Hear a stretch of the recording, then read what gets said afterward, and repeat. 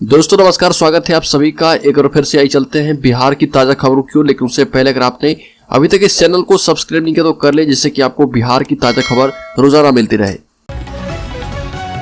सबसे पहली और बड़ी खबर की बात करें तो बिहार में मार्च 2023 तक 1,20,000 शिक्षकों की नियुक्ति होगी। इसी माह निकलेगा विज्ञापन। बिहार की करीब 9,000 +2 स्कूलों और उच्च माध्यमिक स्कूलों में 1,20,000 से अधिक शिक्षकों की नियुक्ति मार्च तक किए जाने की संभावना है। इसका विज्ञापन दिसंबर में ही निकलेगा और विभाग ने इसकी तैयारियां कर ली है।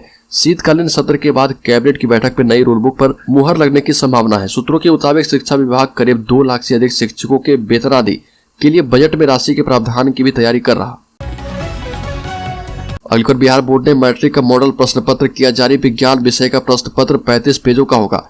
बिहार विद्यालय परीक्षा समिति ने मैट्रिक परीक्षा 2023 के लिए मॉडल पेपर के साथ साथ मॉडल प्रश्न पत्र भी जारी कर दिया है। इससे पहले बोर्ड ने इंटर के भी सभी विषयों का मॉडल सेट और पेपर वेबसाइट पर जारी कर दिया था। अब मैट्रिक के सभी विषयों का मॉडल प्रश्न पत्र व मॉडल सेट स्टूडेंट्स डाउनलोड कर सकते हैं।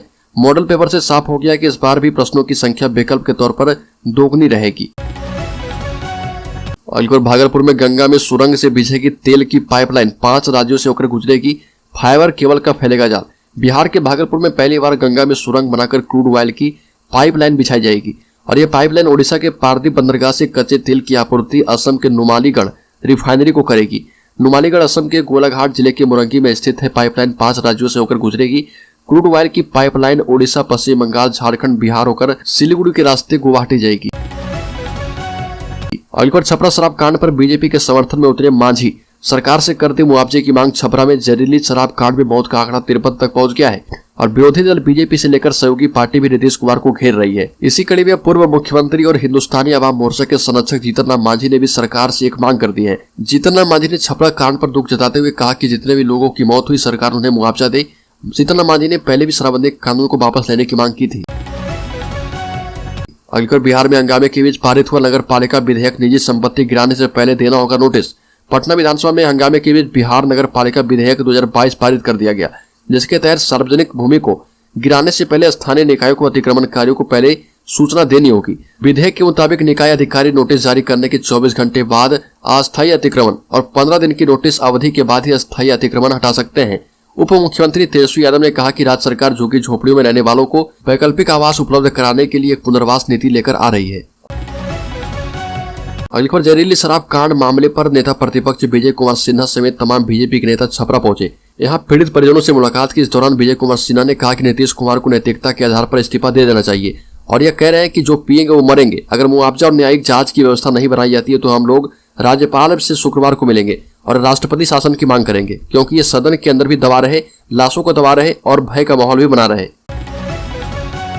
अगली खबर, एसटीईटी, सीटेट और बीटेट अभ्यर्थियों के लिए खुशखबरी। नए साल में होगी शिक्षकों की बहाली। बिहार में शिक्षक की नौकरी का इंतजार कर रहे अभ्यर्थियों के लिए अच्छी खबर है।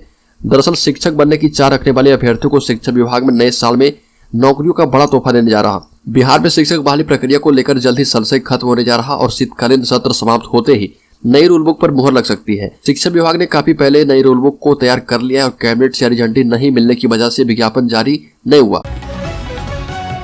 अगली खबर, आरजेडी के साथ जेडीयू के विलय पर बोले नीतीश कुमार। 2015 में इसको लेकर गंभीर था, लेकिन अब संभव नहीं है। सीएम नीतीश कुमार ने कहा कि जदयू राजद का कोई विलय नहीं होगा। जदयू खुद बड़ी पार्टी है और इसकी अलग पहचान है। यह भी कहा कि इस तरह का कोई विचार या प्रस्ताव नहीं है। साथ ही उन्होंने आश्चर्य जताया कि यह बात कहां से आई। नीतीश कुमार ने कहा कि साल 2014-15 में हम लोगों ने प्रयास किया था, लेकिन वह सफल नहीं रहा। अब ऐसी कोई बात नहीं है। अगली खबर, बिहार में जहरीली शराब से होने वाली मौतों का आंकड़ा 57 पहुंच गया है। छपरा में 53 लोगों की मौत हुई, जबकि सीवान में भी 4 लोगों की मौत हुई है। वहीं शराब बनाने में प्रयोग होने वाली स्प्रिट की सप्लाई थाने से होने का आरोप लगाया जा रहा। रिपोर्ट के मुताबिक मसरक थाने में जब्त कर रखी गई स्प्रिट गायब है। दरअसल स्प्रिट कंटेनर में रखी हुई थी और कंटेनर थाने से गायब है। इसके सबूत के तौर पर ग्रामीणों की ओर से एक वीडियो बनाकर उत्पाद विभाग के मुख्य सचिव के पाठक को भेजा गया है। अलीगढ़ सुप्रीम कोर्ट पहुंचा बिहार की जहरीली शराब कांड का मामला। एसआईटी से जांच कराने की मांग। बिहार में सारण के मसरक के आधा दर्जन गांव में जहरीली शराब की वजह से मचे हाहाकार के बीच सुप्रीम कोर्ट में एक याचिका लगाई गई। याचिका में मामले की जांच एसआईटी से करवाने की मांग की गई। याचिकाकर्ता ने मांग की कि मामले की स्वतंत्र जांच की जाए। इसके साथ ही याचिका में अवैध शराब के निर्माण, व्यापार और बिक्री पर अंकुश लगाने के लिए एक्शन प्लान तैयार करने की मांग की गई। जनहित याचिका में पीड़ितों के परिवार को मुआवजा देने की मांग भी की गई है। अलकर पटना हाईकोर्ट का पुलिस बर्बरता के खिलाफ बड़ा आदेश, सामियागढ़ मामले की जांच करेगी सीआईडी। पटना उच्च न्यायालय ने जिले के सामियागढ़ ओपी के पुलिसकर्मियों के द्वारा 28 अक्टूबर को एक जाति विशेष के खिलाफ आधी रात को हुई बर्बरता वाले मामले को सीआईडी को सौंप दिया गया है। ग्रामीण पक्ष के अधिवक्ता कुमार सानू ने बताया कि कोर्ट ने मामले की जांच सीआईडी को सौंपने को कहा, साथ ही पुलिस के हर बड़े छोटे अधिकारी को इस मामले से दूर रहने को कहा गया है। ज्ञात हो कि मामले में पटना उच्च न्यायालय के आदेश पर पुलिसकर्मियों पर उन्हीं के थाने में एफआईआर दर्ज कर सामियागढ़ से उन्हें हटाया गया था। मोकामा टाल के घोसबारी प्रखंड के सामियागढ़ ओपी में पुलिस पर भूमियार जाति के खिलाफ दुर्भावना से ग्रसित होकर ग्रामीणों पर कार्रवाई करने का आरोप लगा था। अगली खबर, गया में 19-20 दिसंबर को लगेगा रोजगार मेला। 19 और 20 दिसंबर को गया बोधगया रोड में केंदुई स्थित राजकीय पॉलिटेक्निक गया के परिसर में प्रमंडल स्तरीय 2 दिवसीय रोजगार सह व्यवसायिक मार्गदर्शन मेला का आयोजन किया जाएगा। इसमें बताया गया कि इस रोजगार मेले में 50 से अधिक नियोजक अभ्यर्थियों को रोजगार देने के लिए उपलब्ध रहेंगे। इस वर्ष पूरा फोकस स्थानीय अभ्यर्थियों को स्थानीय स्तर पर रोजगार उपलब्ध कराने का है। अलखर, औरंगाबाद में चिकित्सा प्राधिकारी के बिगड़े बोल, कहा कि आशा कार्यकर्ताओं को भेड़ बकरी की तरह पाल लिया गया है। औरंगाबाद सामुदायिक स्वास्थ्य केंद्र गो में शाम को आशा कार्यकर्ताओं ने चिकित्सा प्राधिकारी अभिनव चंद्र के द्वारा अभद्र भाषा बोले जाने पर जमकर प्रोटेस्ट एवं हंगामा किया। प्राप्त जानकारी के मुताबिक बीसीएम प्रकाश कुमार ने बताया कि नियमित टीकाकरण के लिए बैनर आया हुआ था, आशा कार्यकर्ताओं के बीच बांट दिया गया, लेकिन इसी दौरान कुछ आशा कर्मी मेरे चैम्बर में बारी बारी से आकर अपनी इंसेंटिव और ओटीपी को लेकर बात बताने लगी। इसी बीच चिकित्सा प्राधिकारी वहां पहुंचे तो आशा कार्यकर्ताओं का उन्होंने भीड़ देखा। चिकित्सा प्राधिकारी ने आपत्तिजनक शब्द का प्रयोग करते हुए बताया कि भेड़ बकरी की तरह भीड़ मत लगाओ और मैं तुम लोगों को देखना तक नहीं चाहता।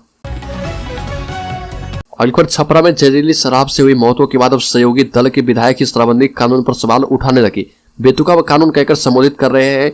आरजेडी के विधायक और पूर्व कृषि मंत्री सुधाकर सिंह ने तो इसे सत्ता संरक्षित नरसंहार तक की संज्ञा दे दी है। छपरा की मांझी से लेफ्ट के विधायक सत्येंद्र कुमार बताते हैं कि सभी पॉलिटिकल पार्टियों का स्टैंड है कि शराबबंदी होनी चाहिए। इसे लागू हुए बहुत दिन हो गए, लेकिन यह जांच का विषय है कि न सरकार शराबबंदी पूरी तरह से लागू कर पाई है और न ही लोग पीने की आदत को छोड़ पाए। राज्य अगर बेतुका कानून बनाएगा तो जाहिर सी बात है कि वह इंप्लीमेंट नहीं हो पाएगा और उसका कोई रिजल्ट नहीं हो पाएगा। वहीं राज्य के पूर्व कृषि मंत्री एवं राजद के विधायक सुधाकर सिंह ने कहा कि छपरा की घटना पूरी तरह से नरसंहार की श्रेणी में आती है। बिहार विधानसभा के शीतकालीन सत्र के चौथे दिन भी शराब से मौत पर जोरदार हंगामा जारी है। सदन में मुख्यमंत्री नीतीश कुमार ने कहा कि दारू पीकर मरेंगे तो क्या सरकार मुआवजा देगी? 1 पैसा नहीं देंगे। छपरा में अब तक 53 लोगों की मौत हो चुकी है। सिवान में 5 लोगों की मौत हो चुकी है। इसे लेकर बीजेपी गठबंधन सरकार के खिलाफ जमकर नारेबाजी कर रही है। नीतीश कुमार ने शराब से हुई मौत पर मुआवजा देने से साफ इनकार कर दिया और कहा कि इसमें 1 भी पैसा किसी को भी नहीं दिया जाएगा।